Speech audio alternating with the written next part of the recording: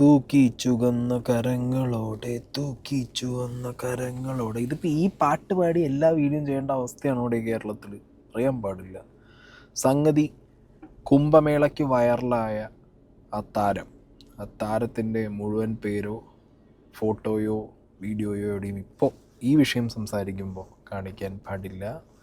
നമുക്ക് വേണമെങ്കിൽ ലിസമോൾ എന്ന് വിളിക്കാം. അപ്പോൾ ലിസമോളുടെ കല്യാണം റിലേറ്റഡ് ആയിട്ട് കുറച്ചധികം കോൺട്രവേഴ്സീസ് പുലിവാലി പിടുത്തമൊക്കെ ഒരു സൈഡിലൂടെ അങ്ങനെ നടന്നു പോകുന്നുണ്ട്. ഈ വിവാഹം നടന്ന സമയത്ത് തന്നെ ഇത് നടത്തിക്കൊടുത്തതിൻ്റെ പേരിൽ CPM നേതാക്കളടക്കം കുടുങ്ങും എന്നുള്ള രീതിയിലുള്ളൊരു ന്യൂസൊക്കെ വന്നിട്ടുണ്ടായിരുന്നു. അപ്പോഴും ഞാൻ വീഡിയോ ചെയ്തപ്പോൾ ഞാൻ പറഞ്ഞൊരു കാര്യമുണ്ട്. പോലീസുണ്ട്, ഈ നേതാക്കന്മാരുണ്ട്, ഇവരെല്ലാം ഈ ഡോക്യുമെൻറ്റ്സ് ഒന്നും ചെക്ക് ചെയ്യാതെ ഇതൊക്കെ ഫാബ്രിക്കേറ്റഡ് ആണോ ഫേക്ക് ആണോ ഒന്നും ചെക്ക് ചെയ്യാതെ ഇവരൊക്കെ ഇത് നടത്തി കൊടുക്കുക കല്യാണം. അപ്പോൾ ഇവിടെ എന്താ പ്രശ്നം എന്നുള്ളത് ക്ലിയർ അല്ല. ഓക്കെ, പിന്നെ ഇത്രയും നേതാക്കന്മാരും ഉണ്ട്, പോലീസുകാരും ഉണ്ട്. അപ്പോൾ പിന്നെ എല്ലാം ക്ലിയർ ആയിട്ടായിരിക്കുമല്ലോ. വെറുതെ അറിഞ്ഞുകൊണ്ടൊരു പുലിവാല് ഒരു PR വർക്കിന് വേണ്ടിയിട്ട് ഇവരെടുത്ത് തലയിൽ വെക്കാൻ പോകുന്നില്ല. അപ്പോൾ ചാൻസ് കുറവാണ് എന്ന് ഞാൻ അന്ന് പറഞ്ഞിട്ട് അങ്ങനെയാണ് ഞാൻ വീഡിയോ ചെയ്തത്. എന്നാൽ പെൺകുട്ടി ജനിച്ചത് 2009 ഡിസംബർ 30 വിവാഹ സമയത്ത് പെൺകുട്ടിക്ക് പ്രായം 16 മാത്രമായിരുന്നു. വിവാഹത്തിന് ഹാജരാക്കിയ രേഖകൾ വ്യാജമായി നിർമ്മിച്ച സർട്ടിഫിക്കറ്റുകളാണ്. ബർത്ത് സർട്ടിഫിക്കറ്റ് ആണെങ്കിലും ആധാർ കാർഡ് ആണെങ്കിലും ഒക്കെ ഫേക്കായിട്ട് ഉണ്ടാക്കിയതാണ്. അതുകൊണ്ട് തന്നെ ഭർത്താവ് ഫർമാൻ ഖാനെ പോലീസ് കേസ് രജിസ്റ്റർ ചെയ്ത് അകത്താക്കാൻ പോകുന്നു എന്നുള്ള ന്യൂസാണ് ഇന്ന് ബ്രേക്ക് ആയത്. ഇതിനൊരു ബിൽഡപ്പ് ഉണ്ട്. Okay, build up in the sense ഇത് കുറച്ച് ദിവസമായിട്ട് ഇങ്ങനെ കടന്ന് കറങ്ങുന്നുണ്ട്. അതായത് ഈ കുട്ടിയുടെ ജന്മസ്ഥലമായ ഐ തിങ്ക് ഇവർ ജനിച്ചത് മധ്യപ്രദേശിലാണ്. മധ്യപ്രദേശിൽ നിന്ന് ഇങ്ങോട്ട് കേസ് കുറച്ച് എന്താ പറയുക സീനായിട്ട് വരികയാണ്. SC/ST ലോ പ്രകാരമുള്ള കുറച്ച് നിയമത്തിൻ്റെ കുരുക്കുകളൊക്കെ ഇതിനകത്തേക്ക് വരുന്നുണ്ട്. അപ്പോൾ കുറച്ച് ഡീറ്റെയിൽ ആയിട്ട് നമുക്ക് കാര്യങ്ങൾ നോക്കാം. അപ്പോൾ കുംഭമേളയ്ക്ക് വൈറലായ ലിസമോളുടെ കല്യാണം കഴിച്ച ഫർമാൻ ഖാനും അന്ന് കല്യാണ സമയത്ത് പറഞ്ഞിരുന്നത് അവരുടെ എല്ലാ ഡോക്യുമെന്റ്സും പക്കയാണെന്നാണ്. उम्र के बारे में बहुत कंट्रोवर्सी, एज के बारे में वो कह रहे उम्र आपकी कम बता रहे हैं लोग कि नहीं, मेरी उम्र 18 साल से भी ऊपर है। 18 साल से ऊपर है, जिसमें बर्थ सर्टिफिकेट है और आधार कार्ड है, पैन कार्ड है, तीनों में 18 साल के ऊपर है। हाउस केरला. ഓക്കെ, അപ്പോൾ ഇതാണ് വിഷയം. ഇവർ കല്യാണം കഴിഞ്ഞിട്ട് ഈ ഒരു കോൺട്രവേഴ്സി ഉണ്ടായ സമയത്ത് തന്നെ ഇവരുടെ മറ്റേ റീലിലൊക്കെ ഒരു ഈ സാധനം പൊക്കിപ്പിടിച്ച് ഈ കുട്ടിയുടെ ബർത്ത് സർട്ടിഫിക്കറ്റ് എന്ന് പറഞ്ഞിട്ട് ഈ സൈഡിൽ കാണിച്ചൊരു ഐറ്റം ഞാനിവിടെ വയ്ക്കാം. ഇത് എനിക്ക് തോന്നുന്നത് നഗർ പഞ്ചായത്ത് മഹേശ്വർ, ഇത് എവിടുത്തേന്ന് അറിയോ, മധ്യപ്രദേശിലെ ഗവൺമെൻറ് ഓഫ് മധ്യപ്രദേശിൻ്റെ പേരിലാണ് ഈ ഒരു ബർത്ത് സർട്ടിഫിക്കറ്റ് ഇവർ ആദ്യം കാണിച്ചിട്ടുണ്ടായിരുന്നത് മീഡിയയിലൊക്കെ. ഇതിനകത്ത് ഡേറ്റ് കൊടുത്തിട്ടുള്ളത് എന്ന് പറഞ്ഞു കഴിഞ്ഞാൽ 1/1/2008 എന്നുള്ളതാണ്. ഓക്കെ, 1/1/2008. അപ്പോൾ ഇതാണ് ഈ ഒരു ബർത്ത് സർട്ടിഫിക്കറ്റിൽ, അതായത് ഇവരിവിടെ നാട്ടിൽ കല്യാണം കഴിക്കാൻ വേണ്ടി കാണിച്ച സമയത്ത് ഉണ്ടായിരുന്നത്. ഈ സാധനമാണ് ഫേക്കാണ് എന്നിപ്പോൾ പറയപ്പെടുന്നത്. ആൻഡ് പ്ലസ് ആധാർ കാർഡിനകത്തും 1/1/2008 എന്നുള്ളത് തന്നെയാണ് ഇതിനകത്ത് എന്ത് കൊടുത്തിട്ടുള്ളത്, ഡേറ്റ് ഓഫ് ബർത്ത് കൊടുത്തിട്ടുള്ളത്. ഞാൻ മാരേജ് സർട്ടിഫിക്കറ്റിലേക്ക് പോകുമ്പോഴും സെയിം 1/1/2008. അങ്ങനെയാവുമ്പോൾ 18 വയസ്സ് തികഞ്ഞപ്പോൾ തന്നെയാണ് ഇവർ കല്യാണം കഴിച്ചതെന്നുള്ള ഈ ഡോക്യുമെൻറ്റ്സ് ആണ് ഇപ്പോൾ ഫേക്കാണ് എന്ന് പറയുന്നത്. ജനൻ TV ആണ് ഇത് വിടാതെ പിടിച്ച് പിന്നാലെ പോകുന്നത്. ജനൻ TV ഇന്ന് ബ്രേക്ക് ചെയ്ത ഒരു പെർട്ടിക്കുലർ ന്യൂസ് എന്താണെങ്കിലും ഞാനിവിടെ സൈഡിൽ പ്ലേ ചെയ്യാം. കല്യാണം നടത്തിയവർ കുരുക്കിലേക്ക് മുറുകുകയാണ്, കുരുക്ക് കൂടുതൽ മുറുകുകയാണ് എന്ന് വേണം നമുക്ക് ഈ ഘട്ടത്തിൽ പറയാനായിട്ടുള്ളത്. കാരണം കഴിഞ്ഞ മാർച്ച് 11 തീയതിയാണ് തിരുവനന്തപുരത്തെ അരുമാനൂർ ക്ഷേത്രത്തിൽ വെച്ച് ഫർമാനും ഒപ്പം തന്നെ മൊണാലിസയും വിവാഹം കഴിച്ചത്. അതിനുശേഷം ഉയർന്ന വിവാദങ്ങൾ പിന്നീട് മാധ്യമങ്ങൾക്ക് മുൻപിലൊക്കെ താൻ പ്രായപൂർത്തിയായതിനു ശേഷമാണ് സമ്മതത്തോടെയൊക്കെയാണ് വിവാഹം നടന്നതെന്ന് പറഞ്ഞെങ്കിലും ആ പറഞ്ഞതെല്ലാം നുണയാണ് എന്ന് തെളിയിക്കുന്ന രേഖകൾ ജനം TV ഓരോ ദിവസവും പുറത്തുവിട്ടതാണ്. ഇപ്പോൾ ഏറ്റവും ഒടുവിലായി പുറത്തുവരുന്ന രേഖകൾ പ്രകാരം വിവരങ്ങളുടെ അടിസ്ഥാനത്തിൽ ദേശീയ പട്ടികവർഗ കമ്മീഷൻ ഈ സംഭവവുമായി ബന്ധപ്പെട്ട് കേസെടുത്തിരിക്കുന്നു എന്നുള്ളതാണ്. FIR ഇട്ട് അന്വേഷണം ആരംഭിക്കാൻ മധ്യപ്രദേശ് പോലീസിനോടും ഒപ്പം തന്നെ സംസ്ഥാന പോലീസിനോടും നിർദ്ദേശം നൽകുകയും ചെയ്തിട്ടുണ്ട്. കൂടാതെ തന്നെ ഈ കേസുമായി ബന്ധപ്പെട്ട് ഈ വിവാഹവുമായി ബന്ധപ്പെട്ട് നേരിട്ടെത്തി ഈ വിവാഹത്തിന്റെ കൂടുതൽ രേഖകൾ വിവരങ്ങൾ അടക്കമുള്ള കാര്യങ്ങൾ അറിയിക്കാനായി സംസ്ഥാന പോലീസ് മേധാവിയോടും ഒപ്പം തന്നെ മധ്യപ്രദേശ് സംസ്ഥാന പോലീസ് മേധാവിയോടും ദേശീയ പട്ടികവർഗ കമ്മീഷൻ നിർദ്ദേശം നൽകുകയും ചെയ്തിട്ടുണ്ട്. അതായത് മധ്യപ്രദേശിലെ മഹേശ്വറിലുള്ള CHCയിലെ രേഖകൾ പുറത്തേക്ക് വരുന്നത്, അതായത് 30/12/2009 ലത എന്ന് പറയപ്പെടുന്ന യുവതി അവിടെ പ്രസവത്തിന് എത്തുന്നത്. ആ പെൺകുട്ടി പ്രസവിച്ചത്, അല്ലെങ്കിൽ ക്ഷമിക്കണം, യുവതി പ്രസവിച്ചത് 34 ആഴ്ച മാത്രമുള്ള ഗർഭമാണ് എന്ന് കൃത്യമായി ആ CHCയിലെ രേഖകളിൽ പറയുന്നുണ്ട്. അതായത് 2 കിലോ 100 ഗ്രാം മാത്രം തൂക്കമുള്ള പെൺകുട്ടിയാണ് പ്രസവിച്ചത്. അതായത് വിവാഹ ദിവസമായ 2026 മാർച്ച് 11 ആ പെൺകുട്ടിയുടെ പ്രായം 16 വയസ്സും 3 മാസവും 11 ദിവസവുമാണ് എന്ന് കൃത്യമായി ഇതോടുകൂടി പുറത്തേക്ക് വരികയാണ്. അപ്പോൾ രേഖകൾ വ്യാജമായി ചമച്ചുകൊണ്ടാണ് ഇത്തരത്തിലൊരു വിവാഹം നടന്നത് എന്നുള്ളതിന്റെ കൂടുതൽ തെളിവുകളാണ് ഈ ഘട്ടത്തിൽ പുറത്തേക്ക് വരുന്നത്. എന്തായാലും പോക്സോ നിയമപ്രകാരം, കൂടാതെ തന്നെ ശൈശവ വിവാഹ നിരോധന നിയമം, പട്ടികജാതി പീഡന നിയമം, കൂടാതെ തന്നെ ഈ ഗോത്ര വിഭാഗത്തിൽപ്പെട്ട ഒരു പെൺകുട്ടിയാണ്. ആ പെൺകുട്ടി ആ ഗോത്ര വിഭാഗത്തിന്റെ ചിട്ടകളും അതിന്റെ കാര്യങ്ങളും അനുസരിച്ച് അവിടെ തന്നെയാണ് വിവാഹം കഴിക്കുന്നത്. ആ പെൺകുട്ടി അവിടെ നിന്ന് പുറത്തേക്ക് വന്നിട്ട് സംസ്ഥാനത്തിന് പുറത്ത് ഗോത്ര നിയമങ്ങളെല്ലാം കാറ്റിൽ പറത്തി വിവാഹം കഴിപ്പിച്ചതിൽ ആ വിഭാഗവുമായി ബന്ധപ്പെട്ട അതുമായി ബന്ധപ്പെട്ട ഒരു നിയമം കൂടി ചേർത്തുകൊണ്ടാണ് ഇപ്പോൾ ഈ സംഭവത്തിൽ കേസെടുത്തിരിക്കുന്നത് എന്നുള്ളതാണ്. ഓക്കെ, അപ്പോൾ ഇവരുടെ അമ്മ ഇവരെ പ്രസവിച്ച സമയത്ത് 2009 ആ ഹോസ്പിറ്റലിലുള്ള റെക്കോർഡുകൾ പ്രകാരമാണ് ഈ കുട്ടിയുടെ വെയിറ്റും അത് എത്ര ആഴ്ചയായിരുന്നു അവർ പ്രസവിക്കാൻ നേരത്ത് എന്നുള്ളതിൻ്റെ ഡീറ്റെയിൽസൊക്കെ പറയുന്നത്. ഈ ന്യൂസിൽ പറയുന്ന ബർത്ത് സർട്ടിഫിക്കറ്റിൻ്റെ കേസാണെന്നുണ്ടെങ്കിൽ അതിനകത്ത് ഡേറ്റ് ഓഫ് ബർത്ത് നിങ്ങൾക്ക് ശ്രദ്ധിച്ചാൽ അറിയാം 30/2/2009 എന്നുള്ളതാണ് കൊടുത്തിട്ടുള്ളത്. അതിൽ ബാക്കി ഡീറ്റെയിൽസ് അതിനകത്തുണ്ട്, അച്ഛൻ്റെ അമ്മേൻ്റെ പേര്, പിന്നെ പ്ലേസ് ഓഫ് ബർത്തും വളരെ കൃത്യമായിട്ട് അവിടെ തീയതിയും കൊടുത്തിട്ട് സ്ഥലവും കൊടുത്തിട്ടുണ്ട്. Community health centre Maheshwar MP, Maheshwar west Nimar, Madhya Pradesh.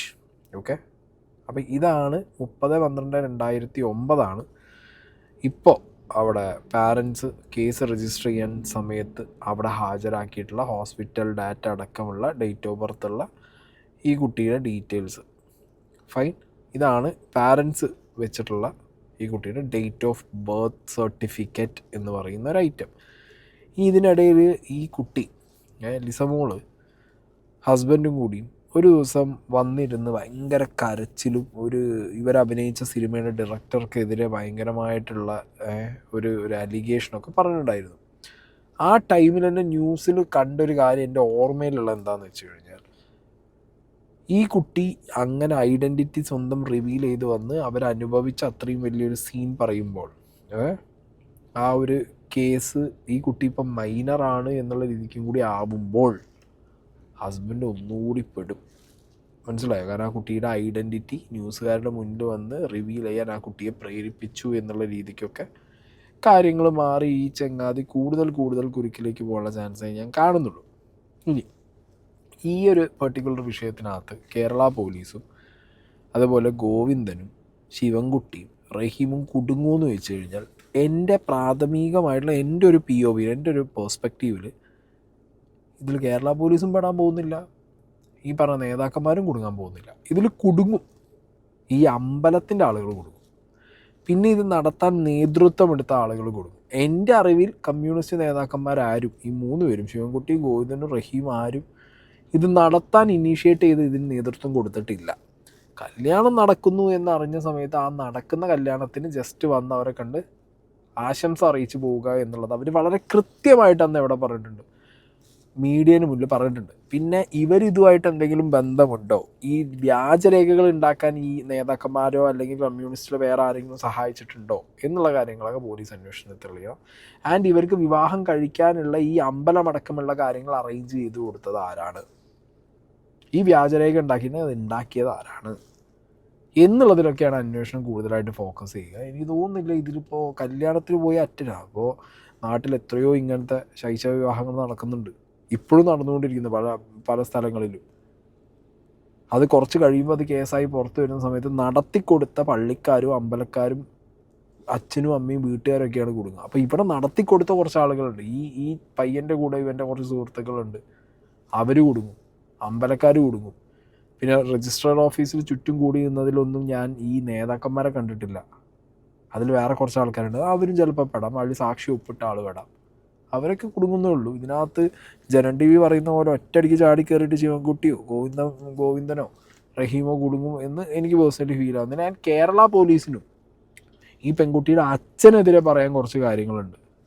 ഈ സംഭവം ആദ്യം തമ്പാനൂർ പോലീസിലേക്കാണ് എത്തുന്നത്. അതായത് നെയ്യാറ്റിങ്കര പൂവാറുള്ള ഒരു ഷൂട്ടിംഗ് ലൊക്കേഷനിൽ ഈ പെൺകുട്ടിയും അതുപോലെ തന്നെ ഈ യുവാവും ഈ പെൺകുട്ടിയുടെ അച്ഛനും ഉണ്ടായിരുന്നു.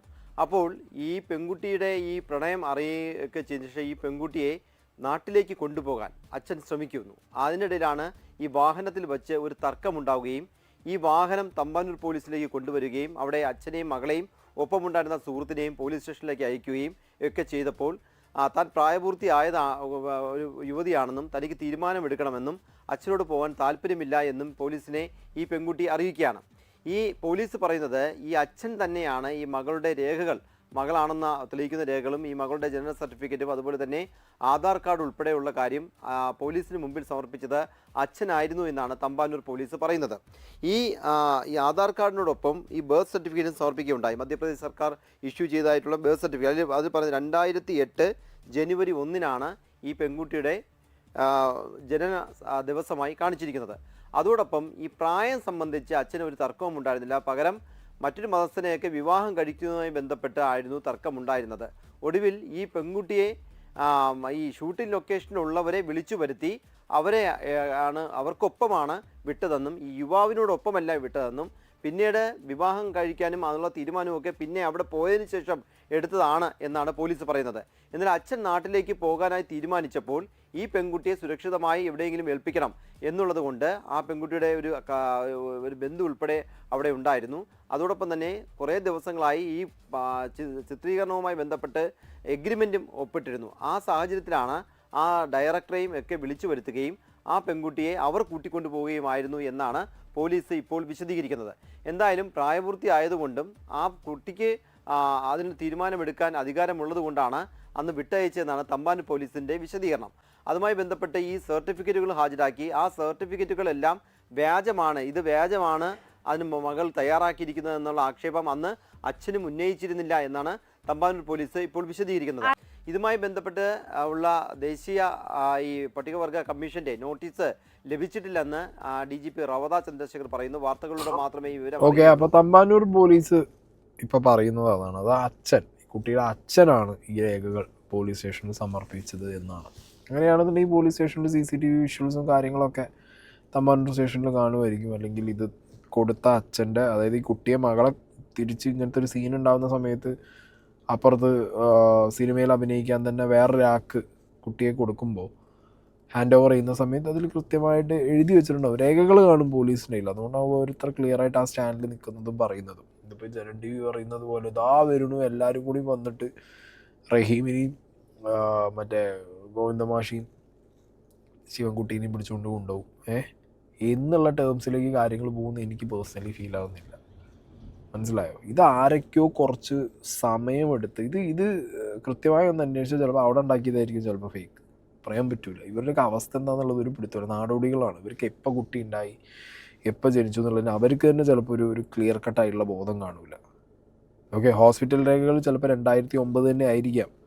പക്ഷെ ഇവരെപ്പോഴെങ്കിലും ഒക്കെ ഈ ആധാർ കാർഡ് ഉണ്ടാക്കുമ്പോഴോ അല്ലെങ്കിൽ വേറെ എന്തെങ്കിലും രേഖകൾ ഉണ്ടാക്കാൻ കൊടുത്ത സമയത്ത് 2008 എന്ന് കൊടുത്തു കാണും. ചിലപ്പോൾ അവർക്ക് മാറിപ്പോയി. നാടോടികളാണ്, അവർക്ക് അത്രയേ ഉള്ളൂ, അതിനുള്ള ബുദ്ധി അവർക്കുള്ളൂ. അവർക്ക് വലിയ ഓർമ്മ. അവർ കുട്ടികളായാൽ തന്നെ അവർ മര്യാദയ്ക്ക് നോക്കാതെ റോട്ടിൽ അങ്ങനെ ഇങ്ങനെ ഇട്ടിട്ട് പോകുന്ന ടീമാണ്. അപ്പോൾ പിന്നെ അവർ അങ്ങനെ മേ ബി അവരുടെ ഭാഗത്ത് പറ്റിയൊരു ഫോൾട്ടായിരിക്കും. ഇപ്പോൾ ഈ കല്യാണം വിഷയമൊക്കെ ആയപ്പോഴാവും അവരൊന്നും കൂടി ഹോസ്പിറ്റൽ രേഖകൾ പരിശോധിച്ചതും അവർ 2009 ആണ് എന്നുള്ളത് അവർക്ക് മനസ്സിലായത്. മേ ബി അങ്ങനെയാവാനുള്ള ചാൻസ് ഞാൻ ഇതിനകത്ത് കാണുന്നുണ്ട്. ഇനി അന്നേ ദിവസം വന്ന CPM നേതാക്കൾ പറഞ്ഞ കാര്യങ്ങൾ, വ്യക്തികൾ എന്ന നിലയിൽ അവർ വിവാഹിതരാകുന്നു എന്ന് കണ്ടാൽ മതി. ഈ കേരള സ്റ്റോർ സിനിമയിലൊക്കെ മറ്റൊരു കേരളത്തെയാണ് അവർ വരച്ചു കാട്ടാൻ ശ്രമിച്ചത്. അവരുടെ മറുപടിയായി ഇത്തരം കാര്യങ്ങൾ മാറും. ഇതാണ് യഥാർത്ഥ കേരള സ്റ്റോറി. മതനിരപേക്ഷതയുടെ അങ്ങേയറ്റം ജനകീയമായ മനുഷ്യത്വപരമായ മനുഷ്യസ്നേഹപരമായ ഒരവബോധം രൂപപ്പെടുത്തിയിട്ടുള്ള നാട് എന്ന രീതിയിൽ കേരളം ഇപ്പോഴും ലോകത്തിന് മുമ്പ് തന്നെ വളരെ പ്രധാനപ്പെട്ട ഒരു മാതൃകയാണ്. ആ മാതൃക അതേപോലെ തന്നെ നിലനിർത്തി മുന്നോട്ടേക്ക് കൊണ്ടുപോകാനാണ് ഇടതുപക്ഷക്കാരും കമ്മ്യൂണിസ്റ്റുകാരും ഞങ്ങളെല്ലാം ആഗ്രഹിക്കുന്നത്. അതുകൊണ്ട് ഇങ്ങനെയുള്ള ഒരു വിവാഹം നടക്കുന്നു എന്ന് മനസ്സിലായപ്പോൾ അവരെ ആശംസിക്കുക, അവരെ അഭിവാദ്യം ചെയ്യുക എന്നുള്ളത് സമൂഹത്തിൻ്റെ ബാധ്യതയും ചുമതലയുമായിട്ട് ഞങ്ങൾ ഈ കാര്യം മനസ്സിലാക്കുന്നു എന്നേ. ഇതാണ് കേരളം. അതാണ് കേരളം കമ്മ്യൂണൽ ഹാർമണിയുടെയും മാനവ സൗഹൃദത്തിൻ്റെയും ഇടം. നിങ്ങൾ ആലോചിച്ച് നോക്കൂ, ഒരു ഇന്ത്യൻ ഭരണഘടന ഉറപ്പ് നൽകുന്നതാണ് നമുക്ക് ഏത് മതത്തിൽപ്പെട്ടവർക്കും പരസ്പരം വിവാഹം കഴിക്കാനുള്ള അവകാശം, അല്ലേ? One of the fundamental right, അല്ലെങ്കിൽ നമ്മുടെ കോൺസ്റ്റിറ്റ്യൂഷണൽ റൈറ്റ്. പക്ഷേ അതേസമയം അത് ഇന്ത്യയിൽ എല്ലായിടത്തും സാധ്യമാകുന്നില്ല.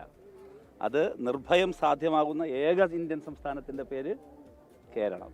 അതുകൊണ്ടാണ് പറഞ്ഞത്, എല്ലാവരും പറയുന്നു വിവാഹം സ്വർഗത്തിലാണെന്ന്. അതെ, ആ സ്വർഗത്തിൻ്റെ പേരാണ് കേരളം. CPM എങ്ങനെയാണത്? CPMലേക്ക് എങ്ങനെയാണ് മൊണാലിസ എത്തിയത്? അത് എത്തിയത് വളരെ ഞങ്ങളിലേക്കൊന്നും എത്തുകയല്ല. ഇത് യാദൃശ്ചികമായി അവർ ഈ പറയുന്ന വിവരം പറഞ്ഞ് ഞങ്ങൾ എത്തുന്നതാണ്. അവരുടെ വിവാഹം നടക്കുന്നു എന്നറിഞ്ഞ് ആ വിവാഹം നടത്തി അതൊക്കെ അവർ തിരഞ്ഞെടുത്ത ഞങ്ങൾ വിവാഹം കഴിഞ്ഞിറങ്ങുന്നവരെ ഞങ്ങൾ അഭിനന്ദിക്കാനും വിവാഹ ചടങ്ങിൽ പങ്കെടുക്കാനും എത്തിയെന്ന് മാത്രമേ ഉള്ളൂ. ബാക്കിയെല്ലാം അവരെ തയ്യാറാക്കിയത്. ഞങ്ങൾക്ക് അതിൽ റോളില്ല. കേരള സ്റ്റോറി എന്ന് പറയുന്നത് ഈ കല്യാണമാണ്. നമുക്ക് കേരളത്തിലെ മുഴുവൻ ജനങ്ങൾക്ക് അഭിമാനിക്കാം.